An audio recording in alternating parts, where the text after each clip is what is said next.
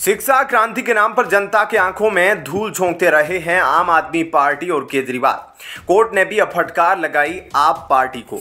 यह शराब से शीश महल बनाने वाले केजरीवाल और उनके नेता दिल्ली के बच्चों के जीवन से खिलवाड़ कर रहे हैं। दिल्ली हाईकोर्ट ने केजरीवाल सरकार के शिक्षा मॉडल की बखियां उधेड़ दी है। हाईकोर्ट ने दिल्ली सरकार को स्कूलों की स्थिति को लेकर कड़ी फटकार लगाई है। कोर्ट ने दिल्ली सरकार से कहा है कि मात्र विज्ञापन देकर ना बताओ कि सब कुछ बढ़िया है, बल्कि असल में जमीन पर उतरकर काम करो। गौरतलब है कि दिल्ली की अरविंद केजरीवाल की अगुवाई वाली आम आदमी पार्टी की सरकार शिक्षा को लेकर काफी जोर शोर से प्रचार करती रही है। केजरीवाल सरकार का दावा रहा है कि उनके सत्ता में आने के बाद से शिक्षा विभाग में बदलाव आए हैं। हालांकि हाईकोर्ट ने दिल्ली की शिक्षा व्यवस्था की पोल खोल दी है। इस पर बीजेपी ने कहा, अरविंद केजरीवाल की सरकार कट्टर ईमानदार नहीं, कट्टर बेईमान सरकार है। जिस शिक्षा क्रांति की यह बात करते हैं उसकी पोल हर बार के 10वीं और 12वीं के रिजल्ट ने खोल दी है। शिक्षा का स्तर गिरा है पर इवेंट मैनेजमेंट पूरा हो रहा है। दिल्ली की शिक्षा की गुणवत्ता दिन पर दिन गिरती जा रही है। दिल्ली हाईकोर्ट सोमवार 8 अप्रैल को राजधानी की स्कूलों की स्थिति में एक जनहित याचिका पर सुनवाई करते हुए केजरीवाल सरकार पर प्रश्न उठाए।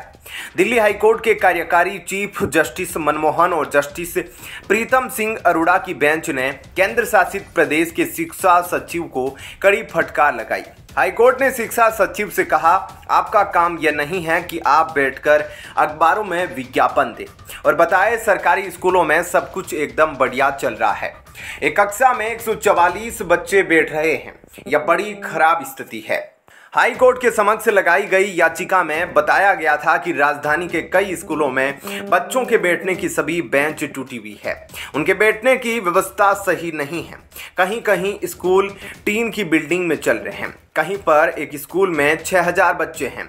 एक कमरे में 2 अलग क्लास के बच्चे बिठाए जा रहे हैं। स्कूलों में बच्चों को समय से किताबें ना मिलने की बात भी सामने आई। जिन स्कूलों में ये समस्याएं हैं उनमें से अधिकांश उत्तर पूर्वी दिल्ली में स्थित है।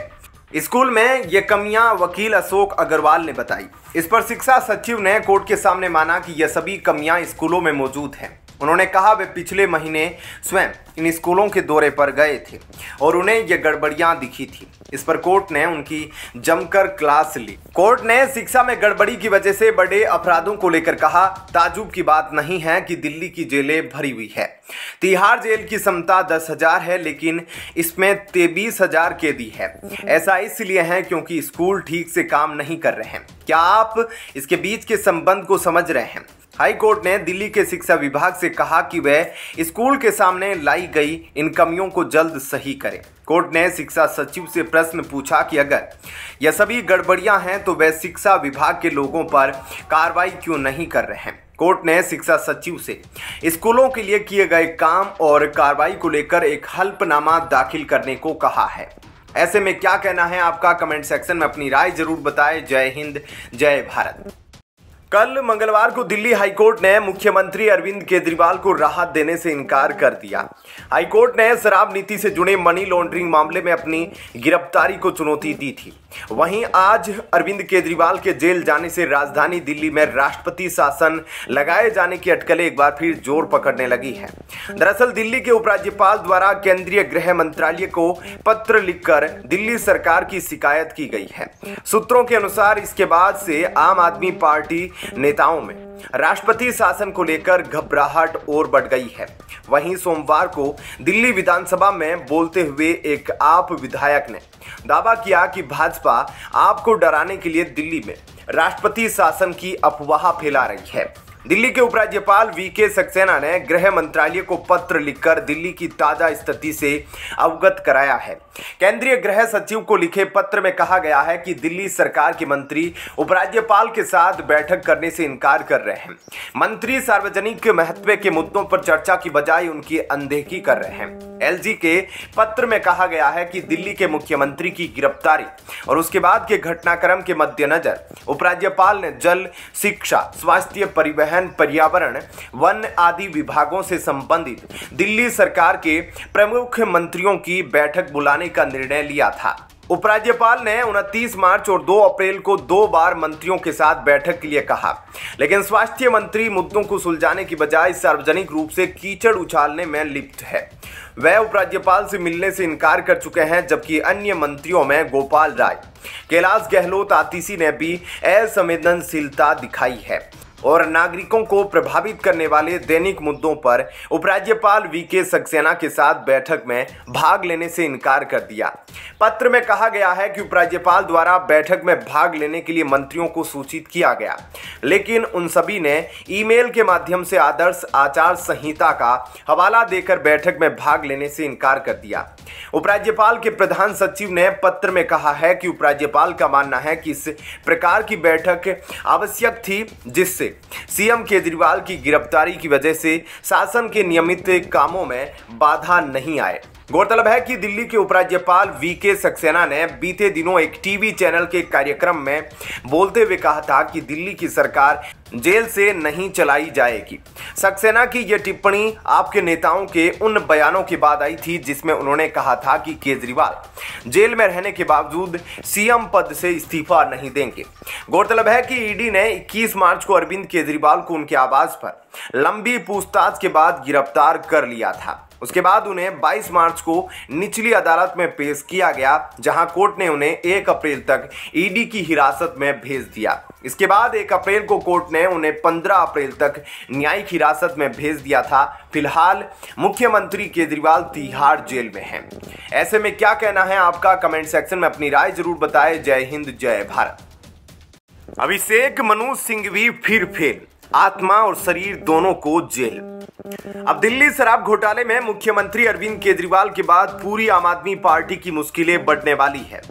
दरअसल मंगलवार को सीएम केजरीवाल की जमानत याचिका खारिज करते हुए दिल्ली हाईकोर्ट ने एक अहम टिप्पणी की है। हाईकोर्ट ने साफ कर दिया है कि राजनीतिक पार्टियां भी मनी लॉन्ड्रिंग कानून की धारा 70 के दायरे में आती हैं। इससे अब शराब घोटाले में आम आदमी पार्टी को भी आरोपी बनाने वाली है। अदालत ने कहा कि शराब घोटाला मामले में prevention of money laundering act PMLA की धारा 70 भी लागू होती है। धारा 70 किसी कंपनी की ओर से किए गए अपराधों के लिए सजा का प्रावधान करती है। इतना ही नहीं, कोर्ट के आदेश से यह भी साफ होता है कि राजनीतिक पार्टियां धारा 70 के अंतर्गत आती है। माना जा रहा है कि अब ईडी इस मामले में आम आदमी पार्टी को भी आरोपी बना सकती है। इससे पहले पिछले हफ्ते ईडी ने हाईकोर्ट में कहा था कि आम आदमी पार्टी ने अरविंद केजरीवाल के जरिए मनी लॉन्ड्रिंग की है, जो पीएमएलए की धारा 70 के तहत अपराध के दायरे में आता है। दरअसल ईडी ने आम आदमी पार्टी को कंपनी माना है। हाईकोर्ट में सुनवाई के दौरान ईडी की ओर से पेश additional solicitor general SV Raju ने बताया था कि सबूतों से पता चलता है कि आम आदमी पार्टी ने रिश्वत के पैसों का इस्तेमाल गोवा में चुनाव प्रचार के लिए किया था। उन्होंने कहा था इस मामले में आम आदमी पार्टी को फायदा हुआ और उसने अपराध किया। इस मामले में आम आदमी पार्टी व्यक्तियों का समूह है और पीएमएलए की धारा 70 के दायरे में सिर्फ रजिस्टर्ड कंपनियां ही नहीं बल्कि व्यक्तियों का समूह भी आता है। एसबी राजू ने दलील दी थी कि हो सकता है कि आप पूरी तरह से एक कंपनी न हो, लेकिन आप व्यक्तियों का संघ है, इसलिए आम आदमी पार्टी एक कंपनी हुई। हाई कोर्ट में सीएम केजरीवाल की ओर से पेश सीनियर एडवोकेट अभिषेक मनु सिंघवी ने कहा था कि इस मामले में धारा 70 का गलत तरीके से इस्तेमाल करने की कोशिश की गई है। सिंघवी ने कहा था कि इस मामले में धारा 70 लागू नहीं हो सकती। आम आदमी पार्टी जनप्रतिनिधि कानून के तहत रजिस्टर्ड है। ऐसी स्थिति में एक अलग कानून जो राजनीतिक पार्टी को अलग तरह से मान्यता देता है, उसे पीएमएलए में शामिल नहीं किया जा सकता। वहीं इस पर ईडी के वकील एसबी राजू ने कहा था कि जनप्रतिनिधि कानून की धारा 2F के अनुसार एक राजनीतिक पार्टी व्यक्तियों का समूह है, इसलिए आम आदमी पार्टी को पीएमएलए की धारा 70 के तहत एक कंपनी माना जाएगा। ईडी ने दावा किया है कि दिल्ली के शराब घोटाले से जो आपराधिक आय कमाई गई उसका फायदा आम आदमी पार्टी को हुआ। आम आदमी पार्टी के गठन के पीछे न सिर्फ अरविंद केजरीवाल का दिमाग था बल्कि पार्टी की सभी बड़ी गतिविधियों पर भी उनका नियंत्रण था। ईडी ने कोर्ट में बताया कि गवाहों के बयान के आधार पर पता चलता है कि केजरीवाल न सिर्फ इस पार्टी के संस्थापक सदस्यों में से एक है बल्कि सभी नीतिगत निर्णयों में भी शामिल रहे हैं। जांच एजेंसी का कहना है कि आम आदमी पार्टी ने अरविंद केजरीवाल के जरिए मनी लॉन्ड्रिंग का अपराध किया है जो धारा 70 के अंतर्गत आता है। ऐसे में क्या कहना है आपका, कमेंट सेक्शन में अपनी राय जरूर बताएं। जय हिंद, जय भारत। लगता है कि सर्जी के दिन ही खराब है। आज गए थे सुप्रीम कोर्ट की तुरंत सुनवाई हो जाएगी क्योंकि एक टकला कोर्ट फिक्सर वकील था, पर बुरा हाल हो गया। चीफ जस्टिस चंद्रचूड़ जी ने कहा कि मुझे ईमेल कर दो, बाद में देखेंगे, अभी तत्काल सुनवाई की आवश्यकता नहीं है। आप केजरीवाल के जमानत की अर्जी का पूरा बहस देखे होंगे। तब अभिषेक मनु सिंघवी ने 3 बार मांग रखी थी कि उस गवाह का नाम अदालत के सामने सार्वजनिक किया जाए। तब जज ने कहा कि मैं उस गवाह का पूरा परीक्षण किया है। उस गवाह के निवेदन पर और गवाह प्रोटेक्शन स्कीम के तहत हम अभी उसका नाम सार्वजनिक नहीं कर सकते। अब आप समझ जाइए कि वह कौन सा व्यक्ति है जो कोर्ट को इतना मजबूत सबूत देकर गया कि अरविंद केजरीवाल दोषी पाए गए। वहीं दिल्ली हाई कोर्ट ने आम आदमी पार्टी और शराब घोटाला मामले में तिहाड़ में बंद इसके संयोजक अरविंद केजरीवाल की मुश्किलों में इजाफा कर दिया है। हाईकोर्ट ने कहा है कि राजनीतिक दल पर भी पैसे की हेराफेरी के अंतर्गत मुकदमा चल सकता है। सीएम केजरीवाल से मिलने की अनुमति भी राज्यसभा सांसद संजय सिंह और पंजाब सीएम भगवंत मान को नहीं दी गई है। सीएम केजरीवाल ने अब गिरफ्तारी को रद्द करवाने के लिए सुप्रीम कोर्ट का दरवाजा खटखटाया है। वहीं तिहाड़ प्रशासन ने राज्यसभा सांसद संजय सिंह और पंजाब के मुख्यमंत्री भगवंत मान को दिल्ली सीएम अरविंद केजरीवाल से मिलने की अनुमति देने से मना कर दिया है। तिहाड़ प्रशासन ने कहा है कि वह सुरक्षा कारणों के चलते ऐसा नहीं कर सकता। इससे पहले दोनों आप नेताओं को बुधवार 10 अप्रैल 2024 को दोपहर 1 बजे सीएम केजरीवाल से मिलने का समय दिया गया था। अब तिहाड़ प्रशासन उन्हें दूसरा समय उपलब्ध करवाएगा। सांसद संजय सिंह दिल्ली शराब घोटाला में हाल ही में जेल से जमानत पर बाहर आए हैं। सीएम केजरीवाल ने ईडी गिरफ्त को दिल्ली हाईकोर्ट द्वारा वैध ठहराए जाने के निर्णय के विरुद्ध अब सुप्रीम कोर्ट का रास्ता अख्तियार किया है। सीएम केजरीवाल ने इस याचिका पर सुप्रीम कोर्ट से अपील की है कि वह तुरंत सुनवाई करे। इस पर बुधवार को निर्णय होगा। इससे पहले 21 मार्च 2024 को गिरफ्तार होने के बाद भी सीएम केजरीवाल सुप्रीम कोर्ट पहुंचे थे, लेकिन बाद में उन्होंने यह याचिका वापस ले ली थी। उन्होंने इसके बाद ट्रायल कोर्ट और हाई कोर्ट का रुख किया था, जिसमें उन्हें राहत नहीं मिली थी। गौरतलब है कि दिल्ली शराब घोटाले में 21 मार्च 2024 को दिल्ली के मुख्यमंत्री और आम आदमी पार्टी के संयोजक अरविंद केजरीवाल को प्रवर्तन निदेशालय ने पूछताछ के बाद गिरफ्तार किया था। उन्हें कोर्ट ने वर्तमान में 15 अप्रैल तक न्यायिक हिरासत में भेजा हुआ है। क्या कहना है ऐसे में आपका इस खबर पर, कमेंट सेक्शन में अपनी राय जरूर बताएं। जय हिंद, जय भारत। वरुण गांधी की जगह पीलीभीत लोकसभा सीट से जितिन प्रसाद को बीजेपी का टिकट दिया गया है। उम्मीदवारों की सूची में अपनी जगह यूपी की योगी आदित्यनाथ सरकार में मंत्री जितिन प्रसाद का नाम देखने के बाद वरुण गांधी ने पीलीभीत को बॉय बोल दिया है। उम्मीदवारों की सूची में अपनी जगह यूपी की योगी आदित्यनाथ सरकार में मंत्री जितिन प्रसाद का नाम देखने के बाद वरुण गांधी ने पीलीभीत को बाय बाय बोल दिया था। वरुण गांधी ने भी पीलीभीत के लोगों के नाम वैसी ही इमोशनल चिट्ठी लिखी जैसी सोनिया गांधी ने रायबरेली छोड़कर राज्यसभा चले जाने के बाद लिखी थी। मोदी की पीलीभीत रैली में वरुण गांधी को ज्यादातर निगाहें खोज रही थी, खासकर उनकी मां मेनका गांधी के बयान के बाद, जिसमें उनसे वरुण गांधी को टिकट न दिए जाने को लेकर उनकी राय पूछी गई थी। मेनका गांधी को बीजेपी ने इस बार भी सुल्तानपुर से ही लोकसभा चुनाव का टिकट दिया है।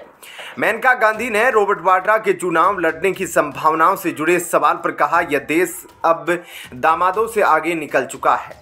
रॉबर्ट के पास कोई राजनीतिक अनुभव नहीं है। वहीं राहुल गांधी के बारे में उन्होंने कहा, उनके पास कोई आइडिया नहीं है। प्रियंका गांधी में भी कोई बड़ी राजनीतिक संभावना नजर नहीं आती।